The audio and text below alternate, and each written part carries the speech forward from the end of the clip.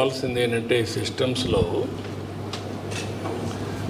ఎంత దిగుబడి వచ్చిందో కూడా మీరు ఎస్టిమేట్ చేయాలి. నాట్ ఓన్లీ నువ్వు అగ్రికల్చర్ కమిషనర్గా చెప్తున్నా, మీ పని ఏంటంటే దిగుబడి ఎంత వస్తుంది, ఆయన దగ్గర దిగుబడి ఎంత వచ్చింది, ఇంకొకరిది ఎంత వచ్చింది, ఈయనది ఎక్కువ వస్తే బెస్ట్ ప్రాక్టీసెస్ ఏమేం చేశాడు, దెన్ ఎట్లా మీరు ఎన్హాన్స్ చేయగలుగుతారు ప్రొడక్షన్ అండ్ ప్రొడక్టివిటీ.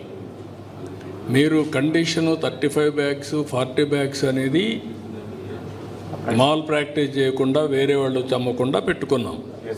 కానీ ఇక్కడ ఇష్యూ ఏంటంటే ఎంత దిగుబడి అయితే అంత తీసుకోవాలి మీరు. Be clear, that is the one.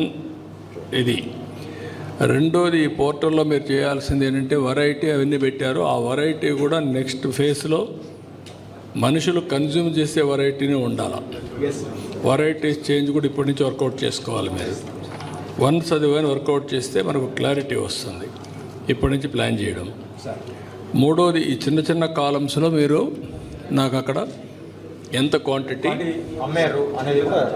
Quantity అమ్మింది వస్తే ఎస్టిమేషన్ బ్యాలెన్స్ అన్నారు, అది కాదు ఇక్కడ. ఎంత క్వాంటిటీ ఎస్టిమేషన్, ఎంత రావాలి, ఎంత అమ్మారు, ఇప్పుడు ఎంత అమ్ముతున్నారు కొడితే ఇన్స్టాల్మెంట్గా ఎప్పుడెప్పుడు అమ్మారో డేట్ వరకు వచ్చేసేయాలి. వాట్ యు హ్యావ్ ప్రొక్యూర్డ్ క్లియర్గా రావాలి.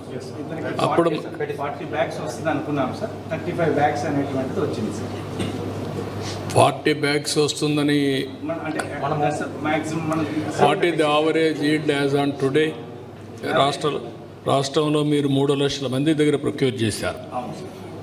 3 లక్షల మంది దగ్గర ప్రొక్యూర్ చేసినాక యావరేజ్ ఈల్డ్ ఎంత వచ్చింది? 2.67 వచ్చింది sir, average turns per hectare. అంటే ఎన్ని 2.67 metric tons per hectare sir, per hectare 2.68. అంటే 26.7.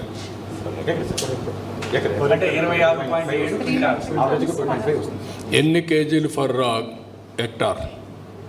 మీరు ఏమైనా లాస్ట్ ఇయర్కి హిస్టారికల్గా పెరిగారా తగ్గారా అని అడుగుతున్నా సిస్టంలో.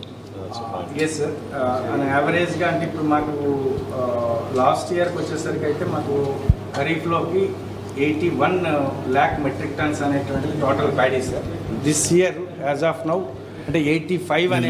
వాట్ ఐఎమ్ ఆస్కింగ్ యూ, మీకంతా కూడా మీరంతా ట్రెడిషనల్గా ఉన్నారు. ఇంకా టెక్నాలజీ వచ్చినాక ఈరోజు ఏ ఫార్మర్కి ఎంత ప్రొడక్టివిటీ పెరిగిందో చెప్పగలుగుతాను నేను, హిస్టారికల్ డేటా ఉంటే.